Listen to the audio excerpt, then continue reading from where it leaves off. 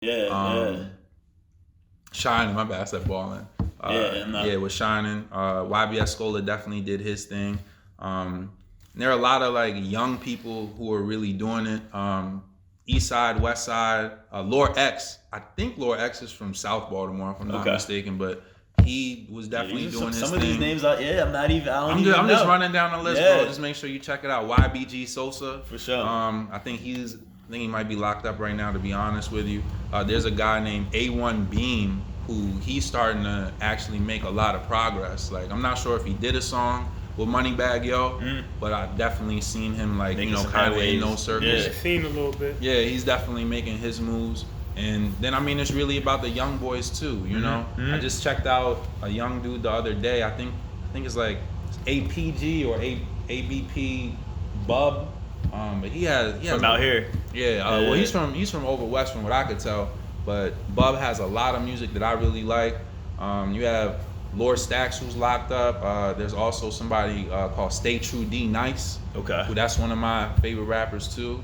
You have Lord Zach. There's just so many names that I can list. And then those are like the city rappers. Are they on YouTube? Rappers. Can we find them? Yeah, you can check out all of these people that I'm naming on YouTube. Word. And then as far as the artsy rappers go, I already mentioned Soda. A lot of the names. Soda, Butch Dawson. I gotta check Butch Dawson out. Yeah, Black Z. No, you definitely want to check out Butch Dawson. Yeah, for sure.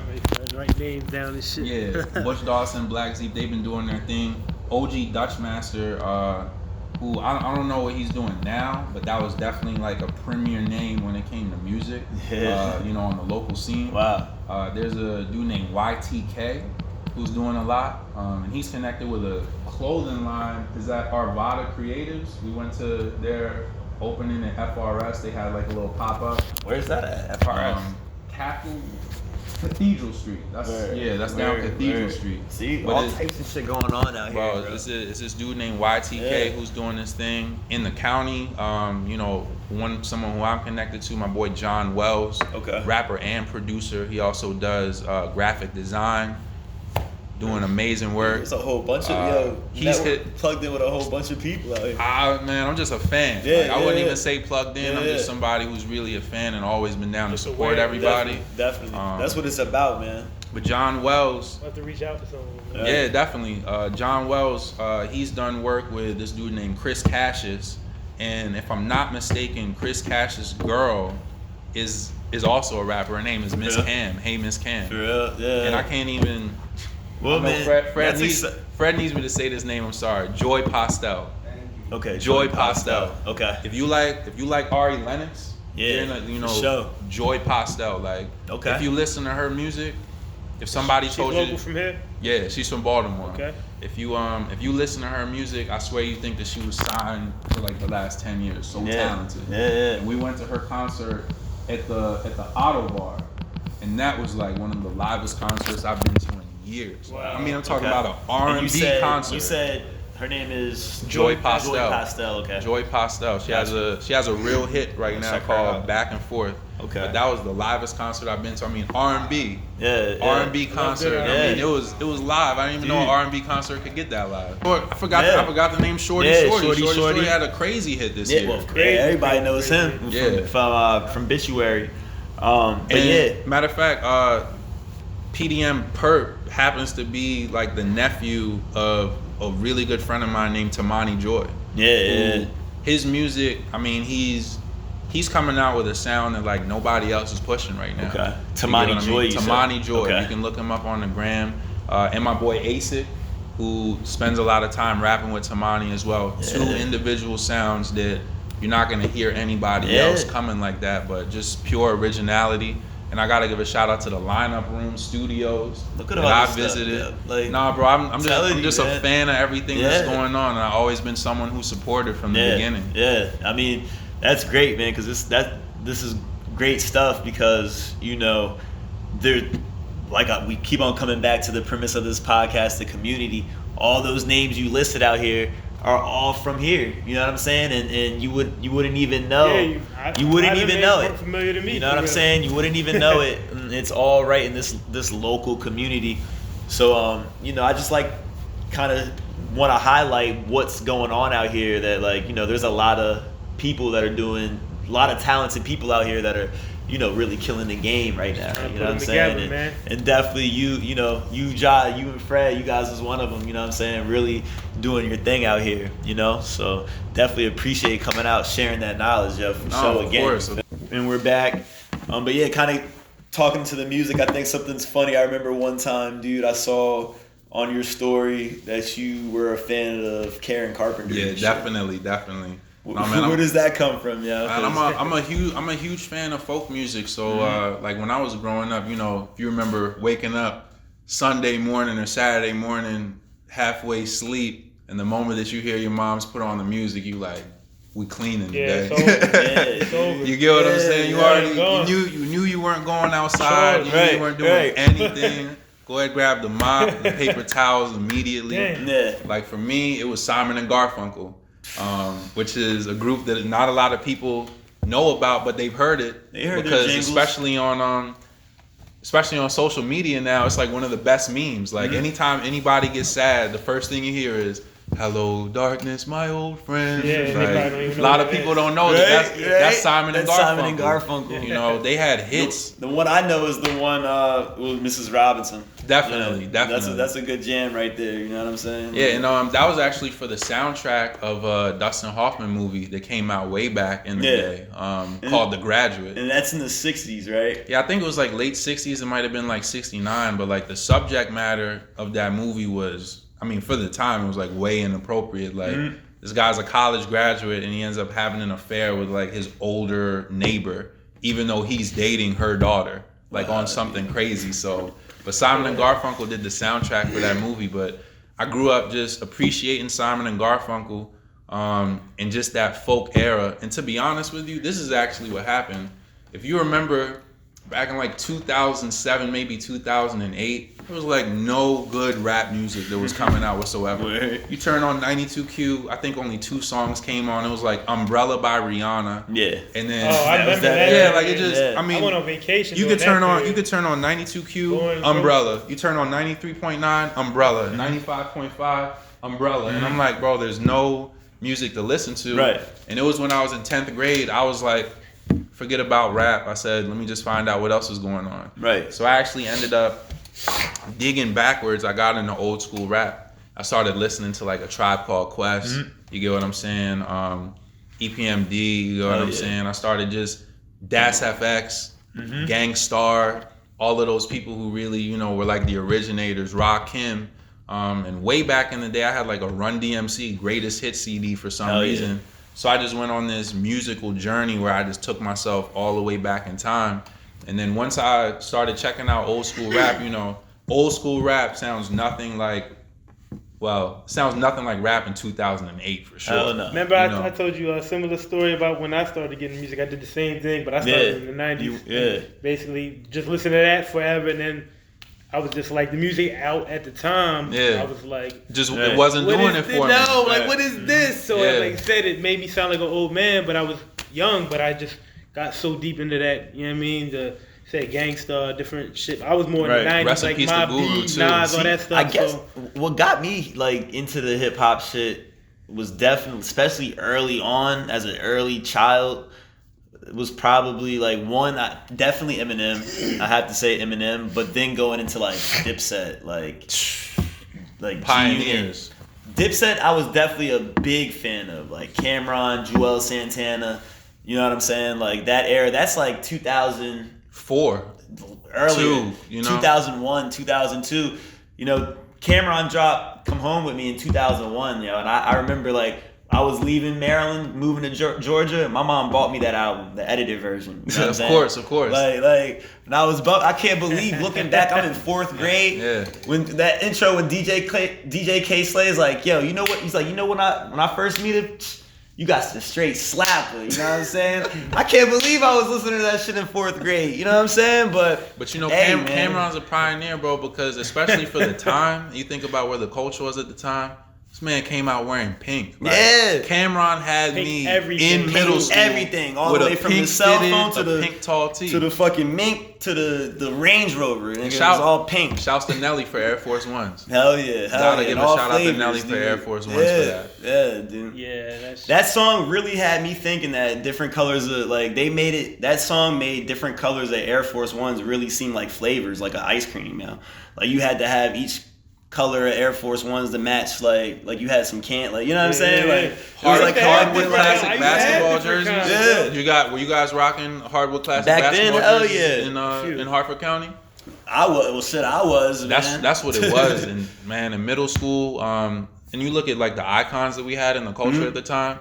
Allen Iverson definitely had the cornrows at the time. Definitely. Big braids, you get what I'm saying? Terrell long Owens. Big ass tees. Definitely down to the bottom. Them franchise you wasn't rocking boys. Capris back when you were. I can say I was. I was rocking Capris. Listen, bro. I could never convince my mom to buy me capris, so I just cut the bottom of my jeans off. I'm not even gonna lie to you. I had bought some and turned some of my pants into them. I did both.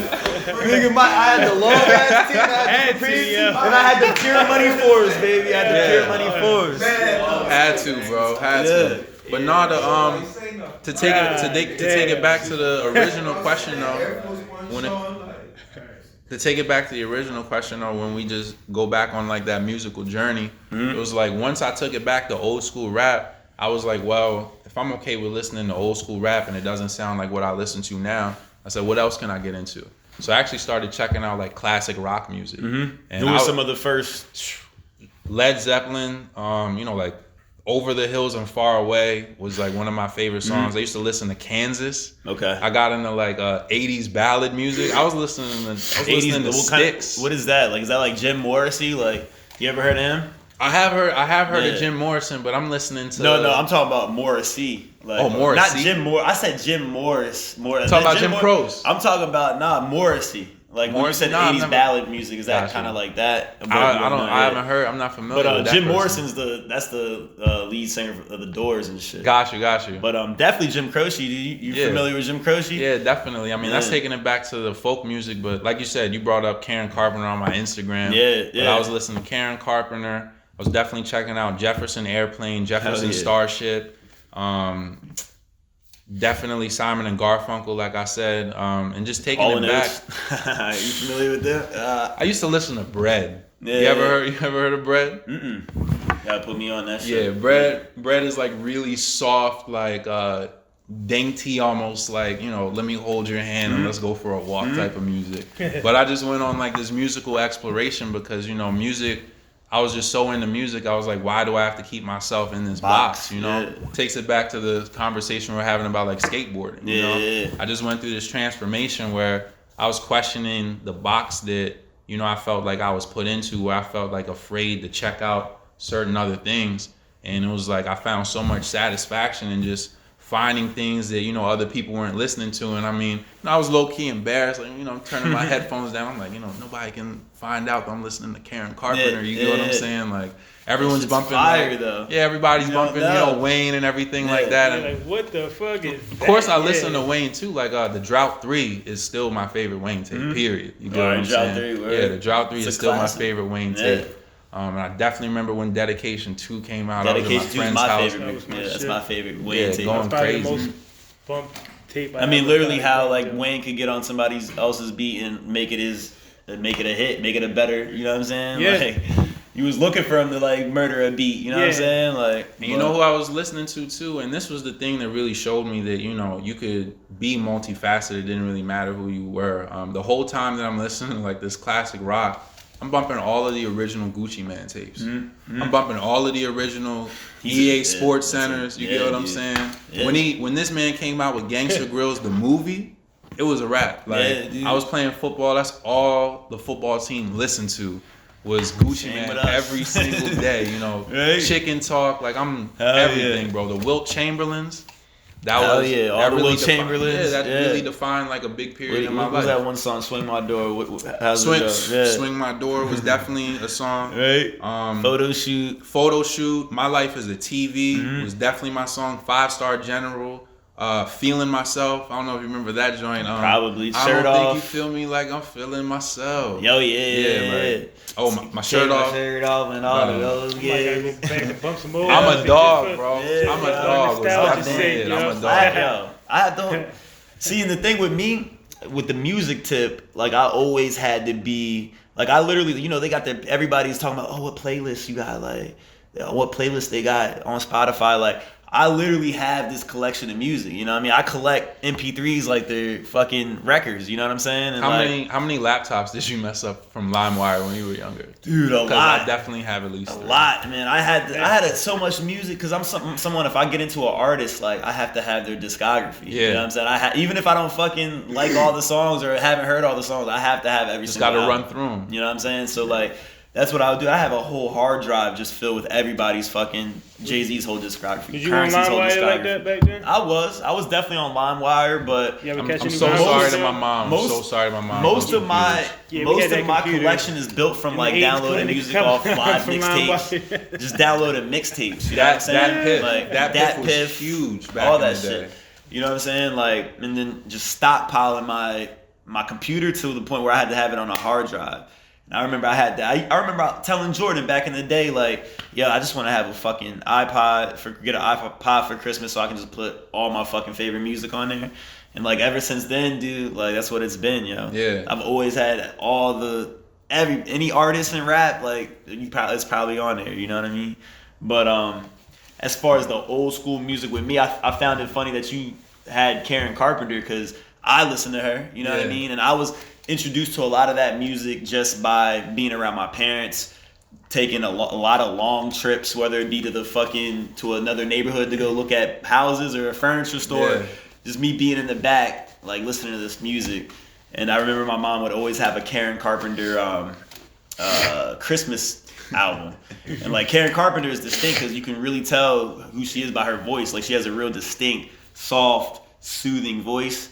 And that's just some shit like you gotta play. Like I feel like with you discover that music on your own at an early age. With me, I knew who those people were, but it kind of took me to get older to like really sit down and like understand like how fucking fire that music is. Definitely. And it's like, cause I definitely is hip hop and rap is my favorite shit, and I like lyrical knowledge giving shit, and I like the nonsense rap too. Yeah.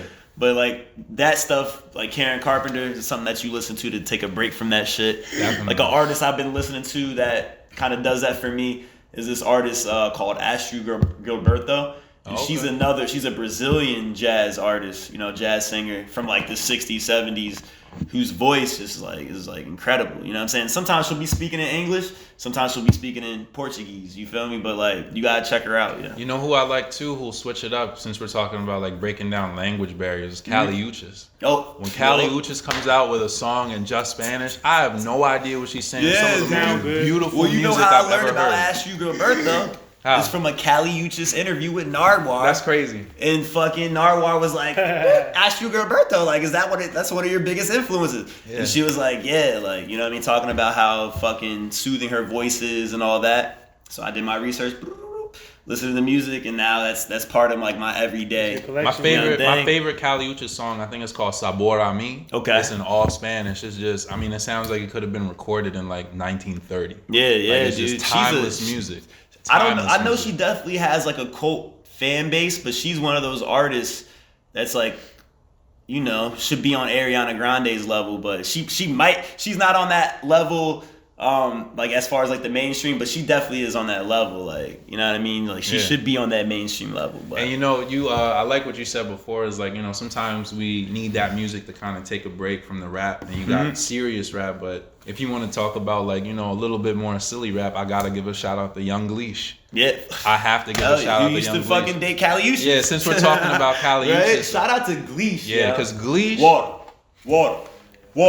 I can even take it back further, bro. So when I was a freshman at Towson, like I said, like my best friend at Towson was from DC. And he used to give me two choices every day. He was like, we can either bump Go-Go or we can bump Young Gleesh.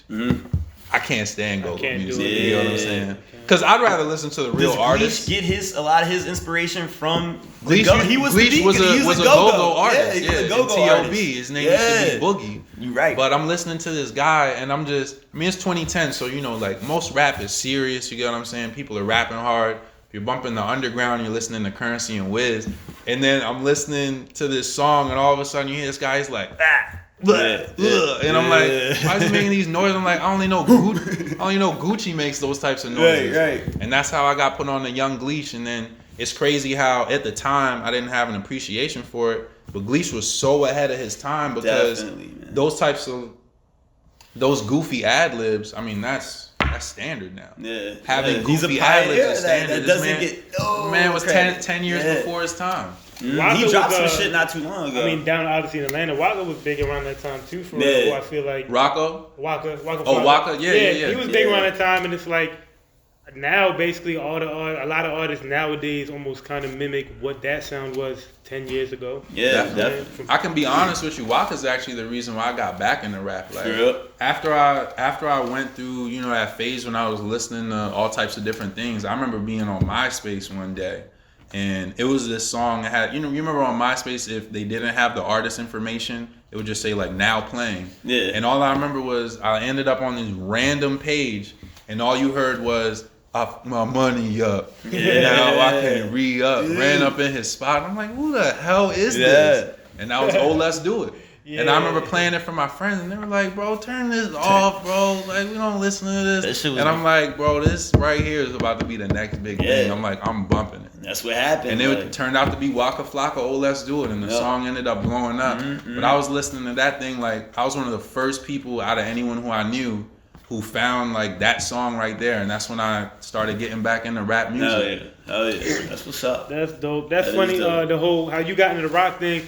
I started to get into that music, but the reason I started to get into like that genre of music was because of Guitar Hero, for real. So, yeah. I was a Guitar Hero. Well, me, Rock Band. It was Rock Band too. Did both, that put me on a lot of crazy ass playing through those songs, music. And I started to get like favorite songs, and I tried to like master my expert, and I was like, oh, I like this, and then I was like, yo, let me just start. Then when I would go to the gym, I would Pandora those artists, or whatever that I remembered from the game, and then Pandora like it would just send me down the stream of that type of music, and I was like, oh, Rock I used to work out to that type called of music. Jethro Tull. Yeah, you ever heard of them? I was gonna say what Guitar Hero did for me and introduced me to the Killers. Okay, The Killers, and Kid Cudi.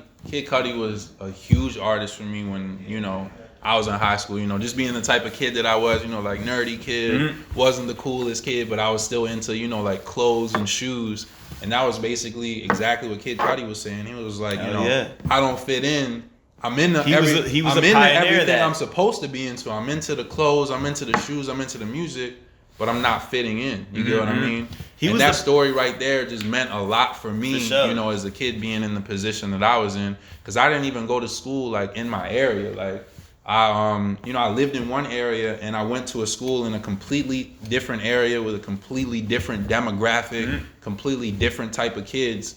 When you came here from Jamaica, you came straight to the Perry Hall area. The first place I ever lived in, I lived in Essex. Okay. And that's actually where I ended up going to high school. Was out Essex Middle River area, like Kenwood. Yeah, so I graduated from Kenwood High School. Nice. I played ball over there. I was in the IB program, and like this is how down bad they had us. They gave us special red book bags. Yeah. Like so that we could IB like a special. Was that like a? It's special, a magnet program. Yeah, it's a magnet. So it's like we were easily identified, and it's like as like the nerdy kids. Yeah, if you want to know whose lunch money to take, if you want to know who to beat up, it's like find the kids with the bright red book bags. Like it was horrible. How come you couldn't wear your own book bag, Because we had laptops, you get what I'm saying? Man, that's crazy. Yeah, so I mean we were easily identifiable, so that's why, just feeling misunderstood, not having my friends at school, and then any friends that I did have at school, I couldn't even see them outside of school. I was just spending a lot of time, like solo. And I really used the music as an escape, and that's why I was listening to people like Kid Cudi so much. Yeah, like it really spoke to me, Kid Cudi was the first. I've been to a whole lot of fucking concerts. Kid Cudi was the first concert I've ever been to in 2009. It was the Great Hangover Tour. Kid Cudi was headlining it. Then Asher Roth, B.O.B., 88 Keys. That was like a legendary fucking show. Right My first concert was a Wiz concert. What tour was it? It was early.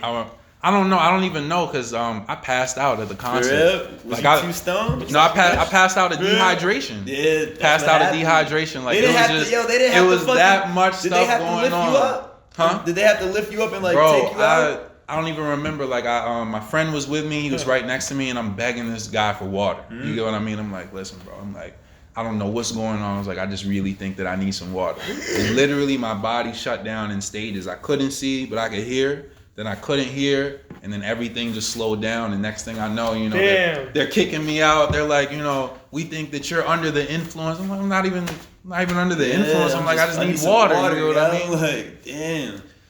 But my second concert was actually the Odd Future concert. For real? First time Odd Future came to Baltimore. How was that? Yeah. Minus Earl. Earl was still missing, right? Yeah, I think Earl might have been missing. Yeah. I'm pretty sure Earl might have been missing.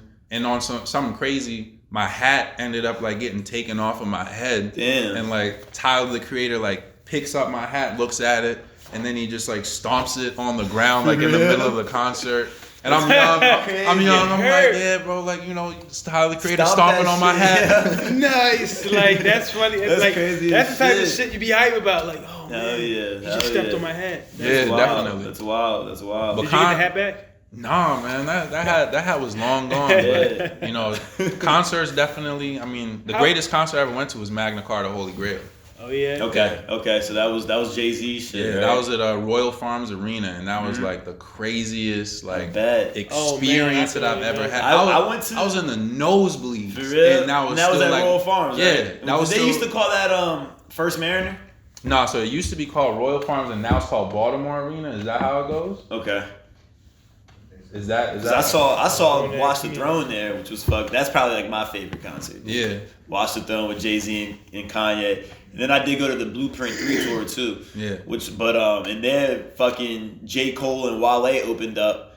And Wale was buzzing, of course, out here, but nobody knew who J. Cole was. We did, but he did 3 songs and then was out. So it was crazy to see him where he's at now. I actually had what was he about to get into? I know we were talking about the definitely some of the streetwear brands that we like, but definitely wanted to keep it local because I know Ja, you have something crazy going on right now with your ensemble. Yeah. The fit is fire, and I don't think I've ever seen that shit before. So yeah, bro. So we mentioned it a little bit earlier. It was just I have love for the London roadman look. And like I said, I've been working on this for a few years, but this is SPNF by 3500 Dendretti. And for those who don't know, when he says that England roadman look, road boy look, it's just this. Gotta look watch right Top Boy. Watch Top. Yeah, thank you. Watch Top Boy. You definitely gotta watch. You'll Top understand Boy. Where those flavors come. There's the London things. You feel me? Yeah, definitely London. So half of my family lives in England. Half of us immigrated to America, half of us immigrated to London. So we always just kept that connection. And most of my family actually spent time in London. And when I went to France last year, I visited my family in London, which just reaffirmed my love for the look and everything like that. So like I was saying, I'm just working on trying to make the perfect tracksuit for myself. I think that's what that is right here, right? Yeah, that's what this is. I'm still working on it. Prototype pants. This is the 3rd jacket that I came out with. Wow. So the brand's called SPNF. It's for the acronym SPNF, which is not. It's really supposed to be SPNE. The original name for it was Sporting Northeast, and the inspiration behind that is somebody who really mentors me a lot. It's actually my barber. He's like an older brother to me, and I'm actually his son's godfather. But it's my boy Birdland Bully. OG Fonzo, he cuts hair, he's a barber, and he also breeds dogs and sells dogs. Okay. But I used to just spend a lot of time in Northeast Baltimore. And for those people who don't know, because I know that we're trying to reach out to other areas, but you have South Baltimore City, West Baltimore City, East Baltimore City. You also have the county, which you can split between, West and East. But then there's a pocket of, the northern, eastern part of the city that basically goes up to the county line, but it kind of has its own culture. You know, like every single pocket of Baltimore has its own subculture, but Northeast Baltimore has its own culture onto itself. So just spending a lot of time there, spending a lot of time with, you know, the older people there, the mentors, I was really inspired. So that's where the name kind of came from. Mm-hmm. But I switched it over to just keeping it with the acronym because the acronym. Made at it too, yo. Shit feel comfortable. Yeah, man. It's just straight windbreaker material. Shit, like. This was actually made in Pakistan. Okay. It's not even made locally. But what I would like to do is I'd like to find a way to get things made locally because there's so many local brands that are doing their thing. Definitely. And I know you've introduced me to at least one of those. Yeah. So and I've done like a little bit of modeling for some different brands, but my boys specifically, Mind on Success Clothing. Yeah, I've seen it. 2 guys that I met in high school. They're actually younger than me, but I look up to them so much. My boy Success Kev and my boy Core. And they're investing their own bread into this, coming up with their own designs. They're doing everything on their own. And I mean, they're like 2-3 years younger than me. And just their work ethic and their drive, I just respect it so much that, you know, I learn a lot from them. And we actually share ideas, you know. And I think a lot of times, you know, you can get caught up thinking, you know, like, oh, you know, that person's younger than me. I can't work with them and different things like that. Mindset. Yeah, exactly. Mindset. You know, you can be stagnant. You can learn from anyone. So, you know, the name of this brand, the original name came from an inspiration from someone who, you know, is more than 10 years older than me. And then, you know, what I'm inspired by now, people like Mind on Success, people like Suavor, my boy Shek. There's also my boy Aaron Unemployed. Original name, Always Working Soft Goods. I think the new name is Average Day Job LLC. Wow, that's but dope. Always Working has some of the toughest designs that's coming out right now. And he's really pushing the envelope, staying consistent. You also have Hey A Kilogram, who he has like the craziest design. It's like this face that he made. He does a lot of embroidery work. But you'll see a lot of people wearing Always Working. You'll see a lot of people wearing Hey A Kilogram. And then, like I said, Mind on Success, who hopefully you guys will have them on the show because they're really making a lot of noise and they're really on the come up. I definitely have seen their stuff. Definitely follow them on Instagram. Is it Mind on Success? Yeah, it's Mind on Success. Okay, yeah, that's the Instagram page. Now they got dope stuff out there. Like, there's definitely this hoodie that I need to get. I'm gonna get that shit soon, yo. And the whole thing that they push, and I really like the message that they have. They say that, you know, regardless of, you know, your circumstances, your background, every single one of us should have our mind on success. And success means different things to different people. You know, some people might be, you know, looking to just make a lot of money. Some people might be looking to, you know, really accomplish something. Some people might be looking to just make a name for themselves. It doesn't matter. It's just the way that you define success. You got to work hard and get to it. So I definitely just got to give them a shout out for, you know, everything that they've done. And I got the model for their last drop. They came out with some real tough sweatsuits. I saw that, dude. You was out there sporting that shit, bruh. You was sporting it, cuz. Yeah, definitely. There was another brother on there sporting it with you too. Is that one? Yeah, so that was actually one of the guys. That was my boy Core. Okay, gotcha. Yeah, that was my boy Core. Okay. Yeah, and they're even connected with some people in Delaware because I think that my boy Core went to school out in Delaware. So even they're keeping with the same theme as this. Let's all just stay connected. Yeah. Delaware, they have I know they have definitely a sneaker culture out there. There's a few like consignment stores that where you can go buy, sell, trade, like, you know, sneakers and vintage shit. But yo, kind of piggybacking off of that, you know, as far as I've seen your boys at Mind on Success. I see what you got here with that. With me being a fan of all that shit and a consumer, you know what I mean, of, you know, streetwear fashion and just like streetwear culture, what are I know there's probably some major brands or, you know, major clothing lines that you get inspiration from, get references from, you know what I'm saying? Kind of speak on that. Well, I think you can't even have this conversation without talking about Nike. You know, of course. Blue Ribbon Sports originally. For anyone that doesn't know, Nike's original name was Blue Ribbon Sports. It was coming out of Oregon. Learned that through watching the Taker Hatfield documentary. Listen, that man was crazy. You know? Yeah. But I think Nike's really big, and even though I was never personally that big of a polo fan, there was a time in Baltimore where you had to rock polo. Yeah. You know, polo was like at the premiere. Oh yeah. And I'm not even gonna lie to you. So when I talked about music earlier, I brought up a rapper named YGG Tay. So there was actually someone in his entourage is named YGG Slick Nard, and he's like he's younger than me, but this dude he kind of pioneered the whole like Nautica head to toe. Okay. And I was kind of looking at it, I'm like, everybody's wearing polo, and I'm like, why's Nard wearing like Nautica head to toe? Nautica windbreaker, Nautica rugby polo. Like. Yeah, he wasn't on the vintage tip though. Okay. You get what I mean? So he was really. I just used to look at him like, bro, this dude's killing it. I'm like, everybody else is wearing polo. He's mixing in the Nautica. Is this even before Lil Boat? Like. Yeah, I'm talking. This is like 08. This is like 08, 09. Definitely. You know. So I kind of looked at that. I'm like, all right, Nautica's cool. Like, let me go check out the Nautica. And then that's kind of where I found my love for vintage as well. So I started wearing vintage Nautica. You get what I mean? And that's kind of where my style came from. But you have to mention Nike. I think you have to mention polo. And one of the things that I didn't know, the model Tyson Beckford. So he was actually like one of the first black models that polo had used. Wow. And if you find out the biography story on Tyson Beckford, he talks about how he showed up to the photo shoot. His friend was just like, "Hey, bro, just come on."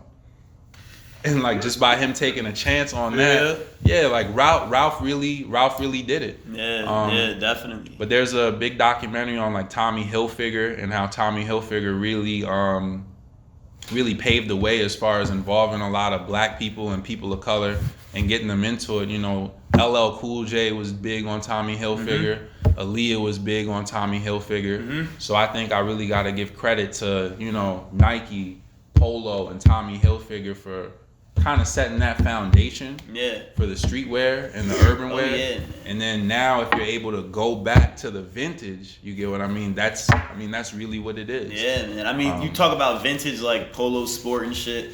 Like, if you wanted to fire Polo Sport windbreaker, dude, like from back in the day, like before they reintroduced Polo Sport now, which is straight trash. Yeah. You know what I'm saying? Like, to find a good piece, you'd have to pay a pretty penny. You know what I mean?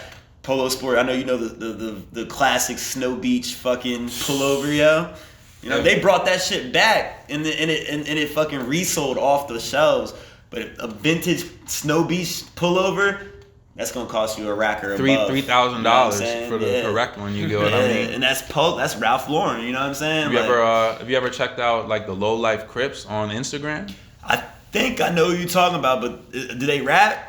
No, so it's a group. They're old heads now. But like they were doing their thing as far as just copping a whole bunch of polo back in the day. Yeah, you got the truck. Yeah, you got the Haitian polo documentary. Haitian polo documentary. What is that on YouTube? Bro, it's all. I don't know if he still has an Instagram. Shouts to Haiti, man. Ça passe, man. Shout out to all my Zo pounds. But like 4 or 5 years ago, you had this Haitian polo documentary on Instagram. It was this Haitian dude. And he was literally trying to do a documentary on like how important polo was and the role that Haitian immigrants played in New York on getting polo big. I gotta watch that shit. You know what I mean? Yeah, that does sound. You said it's called the Haitian Polo documentary? That's what the Instagram used to be called. Okay. Like, I kind of fell off with following those pages. But I got you. But it wasn't like an actual documentary. He was working on it. He was working on it. He was literally documenting him building the documentary over time on this Instagram called the Haitian Polo documentary. That's crazy, man. And that's where, a lot of things came from. But we talked about those big brands. I just got to bring it back to Nike because Nike is it. Yeah, they are. And I think a woman actually came up with the design for the Nike swoosh. I think it was a woman who came up with the design, if I'm not mistaken. Man. Well, speaking of Nike, did y'all see that Kaepernick, they giving him a shot? Yeah, I definitely see that, man. That kind of makes me feel good, yeah. It makes me feel good too. Because you know how the big news a month or two before is how Jay-Z, his partnership or his, getting with the NFL. You know what I mean? So there was a lot of mixed emotions about that. You know what I'm saying? Like, oh, he's selling out, blah, blah, blah. But I think this whole Kaepernick thing is something that Jay-Z is at least involved in. I'm sure behind. He's behind some of them strings. And I mean, that's great. You see what he's doing. You see what Jay-Z's ploy is. Like, he's gonna get he's gonna be behind getting Colin Kaepernick back on the field, and he's gonna own his first. He's gonna be the first black owner of a team. Yeah, see, I know that's what's gonna happen. But I don't know. Like, the thing is, like, I mean, the whole thing is like only weird to me because, like,